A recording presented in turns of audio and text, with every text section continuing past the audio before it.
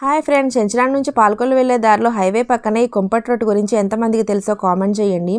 ఇక్కడ రొట్టెనైతే బొగ్గులతో కాలుస్తారండి. మామూలుగా రొట్టె అంటే కింద ఏదో మంట పెట్టేసి మూకిట్లో వేసేసి దెబ్బ రొట్టెలా వేసేస్తారు. అది మధ్యలో అయితే కాలదు, కొంచెం అటు ఇటుగా పిండిలా ఉంటుంది.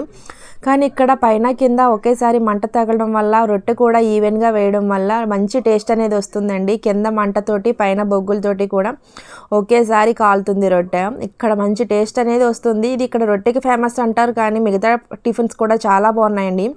నేనైతే రొట్టె తిందాం కదా అని వెళ్ళినప్పటికీ వేడివేడిగా అప్పుడే బజ్జీ తీసుకొచ్చారు. నాకు అది చూడగానే ఇంకా మనసంతా దాని మీదకే వెళ్ళిపోయింది. నేనైతే బజ్జీయే తీసుకున్నాను.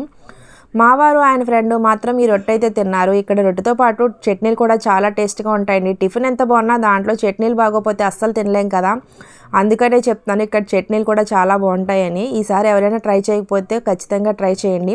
వీడియో నచ్చితే లైక్ చేయండి, షేర్ చేయండి, ఛానల్ని సబ్స్క్రైబ్ చేసుకోండి. Thank you.